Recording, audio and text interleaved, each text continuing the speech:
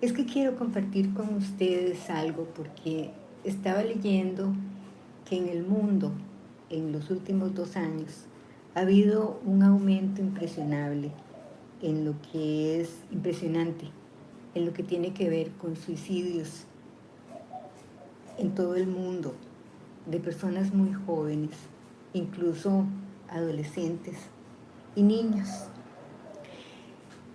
Y yo pienso que a veces uno cuando está sufriendo demasiado puede pensar que acabar con la vida sea lo mejor que le puede pasar. Pero, como me dijo una vez un maestro, uno a veces puede pensar en la muerte, pero no en la muerte física, sino en la muerte de su historia, en la muerte de la forma de vida que ha tenido hasta ese momento en que uno quisiera acabar con todo. Cuando yo tenía como 16 años, estaba viviendo una situación muy dura. Estaba viviendo en la casa de un hermano que abusaba de mí. No me tocó, no me puso a tocarlo, nada. Pero las cosas que me decía, la forma en que me abrazaba, todo eso, hablaba claramente de otra cosa. Entonces yo no quería vivir en la casa con mi mamá y no quería vivir en la casa con él. Entonces me fui a vivir a la casa de una amiga. Y la mamá de mi amiga me dio posada, fue muy linda. Yo quería contar lo que me pasaba y se lo contaba a mis compañeras, pero las compañeras lo que me decían era, a una compañera en especial, y esa compañera lo que me decía era, ay, Hilo, a mí me decían Hilo, ay, Hilo, pobre. Y bueno, como me fui a vivir a la casa de mi amiga, había un sacerdote que llegaba a la casa, era amigo de los papás de mi compañera. Entonces yo dije, ay, es un sacerdote, voy a contarle lo que me pasa porque él me va a comprender. Pero él lo que hizo fue decirme que yo tenía la culpa del abuso porque yo provocaba a los hombres. Y entonces me quiso tocar. Y yo recuerdo que estaba sentada con él ahí en la sala. Entonces yo me levanté, me fui para mi cuarto y me puse a llorar. Eso me marcó a mí mucho porque me hizo sentir muy insegura, me hizo sentir muy culpable. Y, y bueno, toda mi vida ha sido siempre una, un intento de mi parte de que me aceptaran, de que me quisieran. Y esa desdicha que yo siempre andaba llegó como hasta los 30 años, en donde 32 años tenía, en donde yo decidí matarme.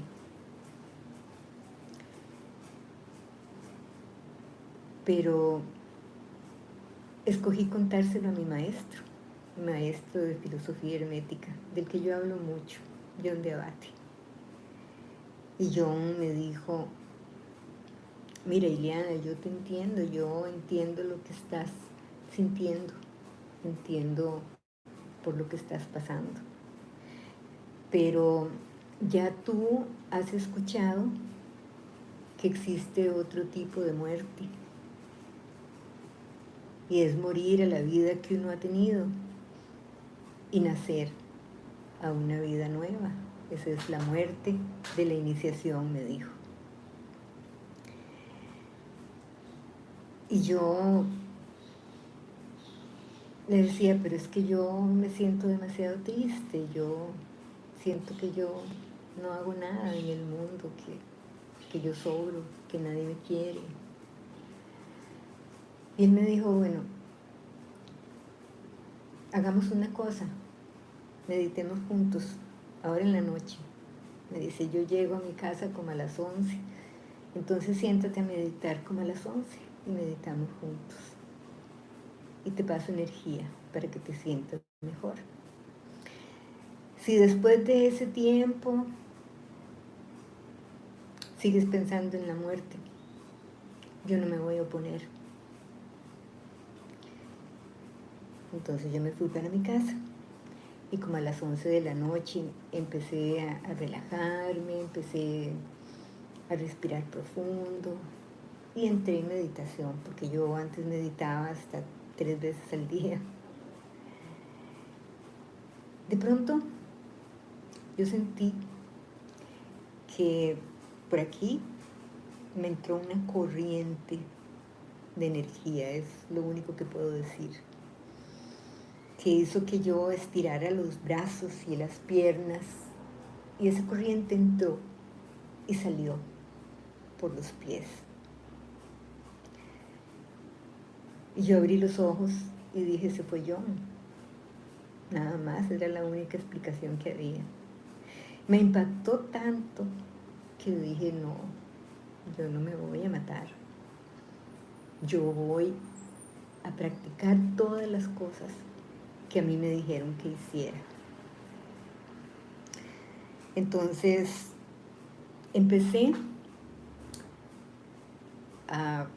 continuando con la meditación, empecé a observarme a mí misma en la interacción con los demás, a observarme cuando estaba sola, lo que yo pensaba, lo que yo sentía, si había cambios cuando estaban otras personas, esos cambios se daban cuando estaba con qué tipo de personas. Y empecé a llenarme de mí misma. Eso no puedo explicarlo. Yo solamente puedo recordar el sentimiento de llenarme de mí misma. Es todo un proceso, para no cansarlos con el cuento, es todo un proceso que me llevó a eliminar de mi vida las depresiones. Yo me pongo triste, algunos días me pongo triste, qué sé yo, uno se enoja, se pone triste, se pone alegre, uno vive de acuerdo a lo que siente por dentro, a lo que viene de afuera, a todas esas cosas. Pero son cosas que no duran toda la vida, ni lo incapacitan a uno, como sucede con la depresión. Y ese pensamiento de morir también se fue de mi vida.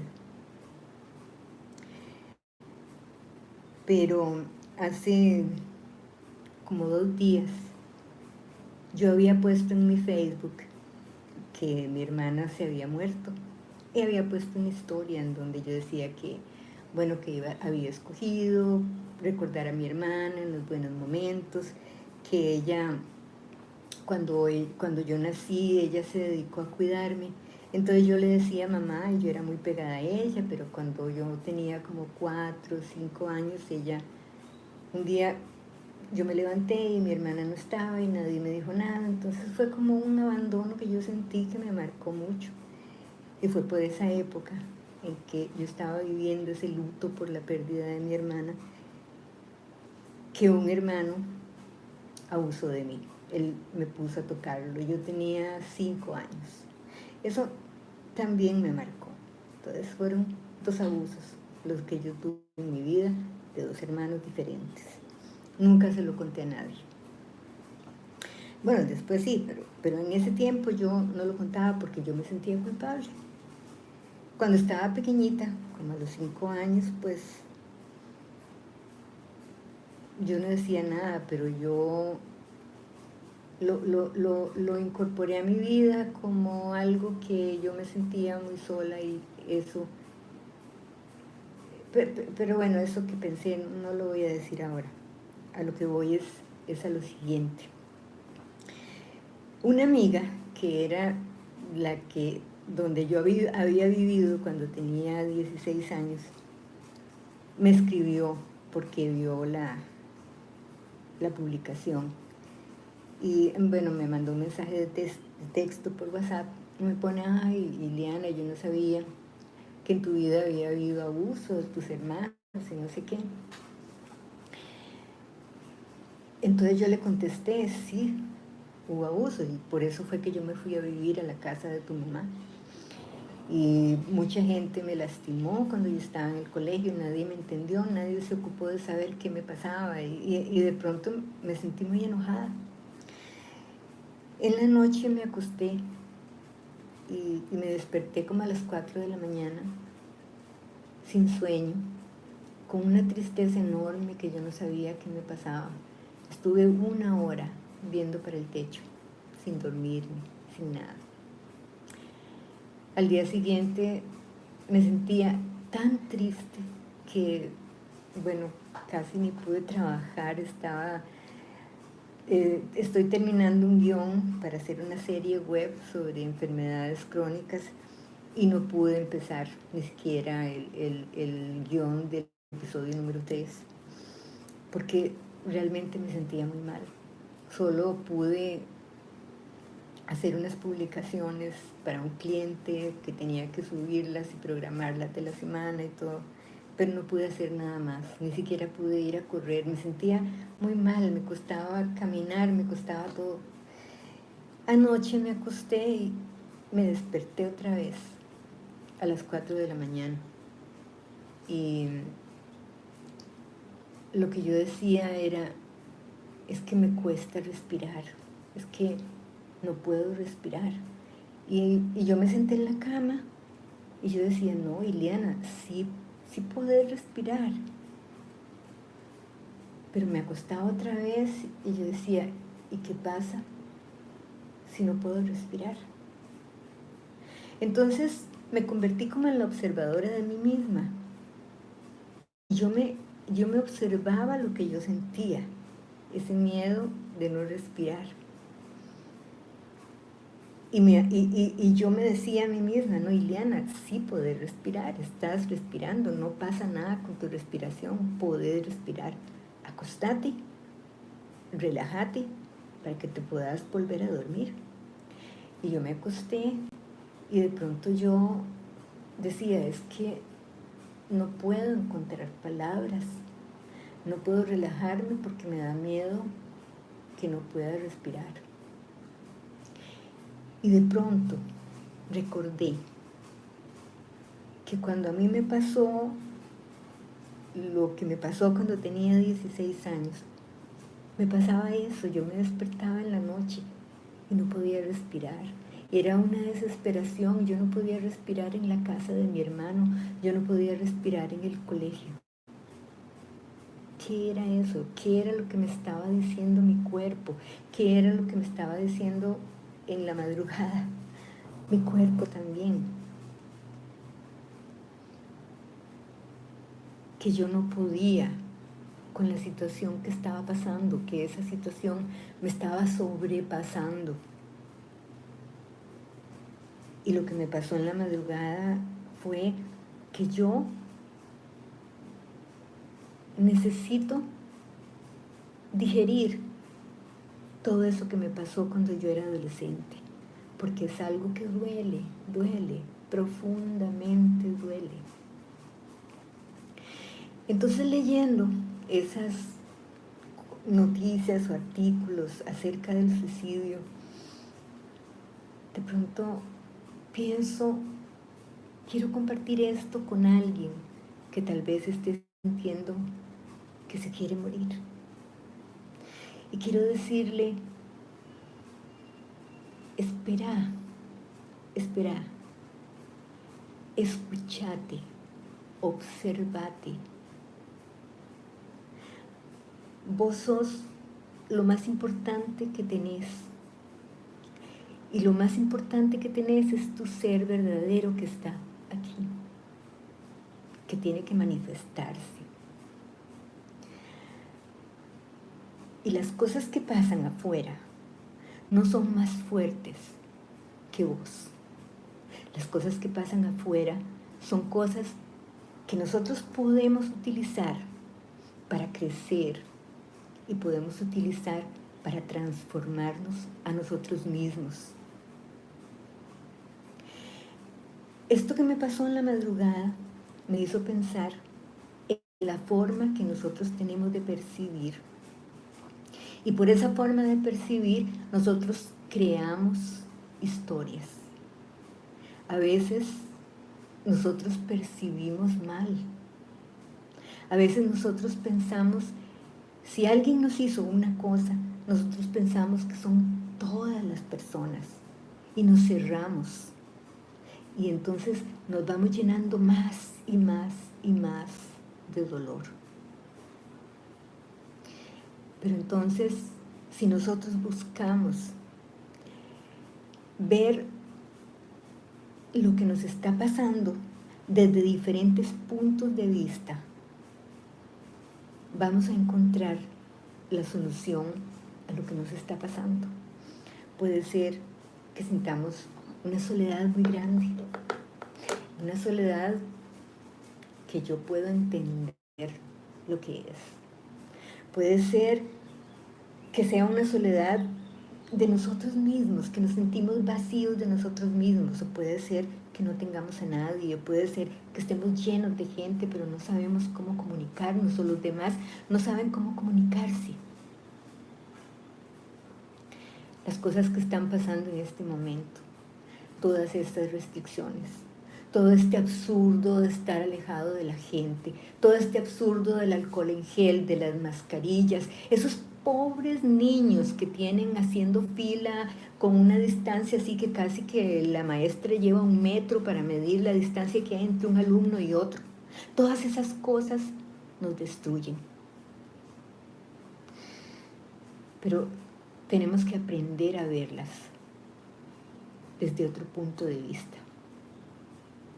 Tenemos que aprender a verlas no como desde el punto de vista de las personas que nos ponen las restricciones pensando que son ellos los que tienen la razón, sino pensando que son ellos los que están equivocados. Y vamos a hacer algo, que es levantarnos por encima de la situación. No hagamos caso de estar alejados de los demás. Porque cuando uno está en grupo, acuérdense cuando a uno le daba gripe, por ejemplo, ya estoy hablando del bicho, pero es que esta situación del bicho lo lleva a uno a sentir una gran tristeza por todas estas restricciones que ponen. Y yo creo que nosotros tenemos que seguir con los demás nuestra vida y vivir como si respetáramos las restricciones, vivir como si respetáramos la mascarilla, pero nos ponemos la mascarilla y le levantamos aquí una cosa para que por acá nos entre el aire. Así me pongo la mascarilla yo me pongo la mascarilla, le abro aquí y entonces me sale el aire y se me sale la nariz y no me importa. Si alguien llega y me dice póngase bien la mascarilla, yo hago así y ya después al ratito se me baja y yo respiro bien, porque no quiero dañar mi salud. Esas cosas lo ponen a uno mal. Después, esa lucha que hay entre personas que se pusieron la inyección y personas que no se la quieren poner, también es deprimente. Y yo creo que entre las familias también hay un pleito porque te pongas la inyección o no te la pongas, que respetes y no respetes. No sé. Me preocupan los adolescentes porque los adolescentes necesitan estar con los demás, con sus pares, para para inventarse roles, para practicar roles, para descubrir quiénes son, para descubrir qué es lo que quieren. Ellos necesitan practicar con los demás, no sentirse restringidos. Entonces, pensé, uno puede reinventarse, uno puede reescribir la historia de su vida. Entonces, la propuesta es, si no te gusta cómo sos, si quisieras ser diferente, yo quiero decirte, puedes hacerlo, puedes hacerlo. Cuando yo era adolescente, y perdón que hable solo de mí, pero mi persona es lo que más conozco, es en lo que más he trabajado, es lo que más he observado y los cambios que he hecho todos han sido a mi persona. Pero cuando yo estaba como de 17 años, que regresé de las vacaciones de Navidad, me di cuenta de pronto que todo el mundo había crecido y que yo me quedé enana. Yo mido 1,52 m. Y todos los compañeros empezaron a decirme tachuela, enana, de todo. Entonces, ¿qué dije yo? Bueno, si yo fuera delgada, trato de engordar. Si fuera muy gorda, trato de adelgazar. Pero no existe un medicamento que me estire. Yo no puedo decir que llegue alguien y me jale de los pies y otro de los brazos, que así me voy a estirar y voy a aumentar mi estatura. Entonces me tuve que aceptar. Esa vez que yo me enfrenté con el hecho de que yo era muy pequeña, lloré mucho. Pero cuando llegué al colegio el día siguiente, yo llegué con otra actitud, no haciendo caso de que me dijeran tachuela. Y si me decían tachuela, me reía con ellos que me decían tachuela, hasta que empezaron a decirme tachuelita, hasta que dejaron de decirme tachuela. Y ya me aceptaron. Y yo aprendí que yo era pequeña y que era pequeña, que era bonita, que yo era así. Y punto. Pero a veces uno tiene cosas que no le gustan y uno piensa que si pudiera arreglarlas, eso le ayudaría un poco más en su autoestima. Entonces es lo que se llama un cambio de imagen. Entonces, de pronto estoy elaborando un material que lo quiero hacer como en 2 partes, para que la primera parte sea como hablar de cambios físicos, externos, que uno puede llevar a cabo para mejorar su apariencia, que le ayuden a uno a subir la autoestima, digamos así, a grosso modo. La segunda parte es desde el punto de vista de Jung, que me encanta tanto. Es hablar de lo que es la persona, de lo que es la sombra, de cómo la persona no es la totalidad de nosotros, sino el sí mismo, el yo. Y cómo hacer para que nos hagamos conscientes de ese sí mismo, lo descubramos y dejemos que el sí mismo sea el que nos lleve, el que nos guíe para desarrollarnos totalmente, para integrar todas las cosas de nosotros. Si nosotros trabajamos sobre nosotros mismos, si tenemos un defecto, si tenemos no sé, cosas que hemos reprimido porque a los demás no les gustan, a nosotros no nos gustan, etc. Trabajar sobre nosotros mismos, observarnos a nosotros mismos, hacer una especie de competencia con nosotros mismos, de ponernos metas y límites para superar cosas, para transformar lo que los herméticos llaman lo menos por lo más. Yo creo que le abre a uno una perspectiva enorme, enorme, y maravillosa de crecimiento. Y uno va a llegar un momento en que uno se va a levantar por encima de las cosas externas, porque uno tiene más, y uno se va dando cuenta de más y más cosas que uno tiene, que uno puede mejorar, y de pronto uno se da cuenta que ha logrado un montón de cambios, que ha crecido un montón, y lo más importante, se ha dado cuenta que no tiene por qué sentirse solo, porque se tiene a sí mismo.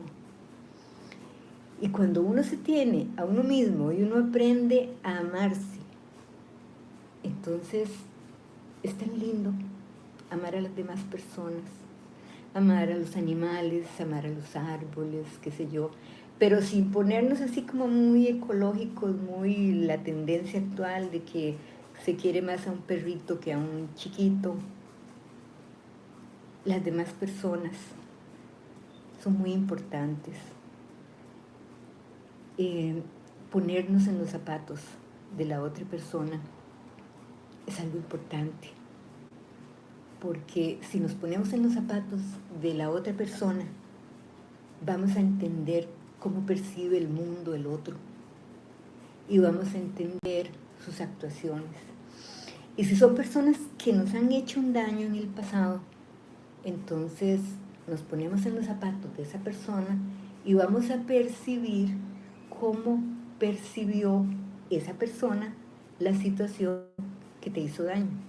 Entonces es increíble porque vamos a descubrir un montón de cosas y vamos a empezar a hacer, mira, yo no había pensado desde ese punto de vista. Esta persona actuó de esta manera no porque me estaba dañando, sino que estaba pensando en su propia vida, hizo tal cosa y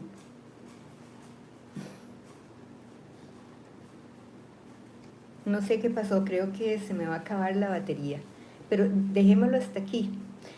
Vamos a ver, no sé quién me escuchó ni nada, pero espero que lo vean después. Feliz Navidad.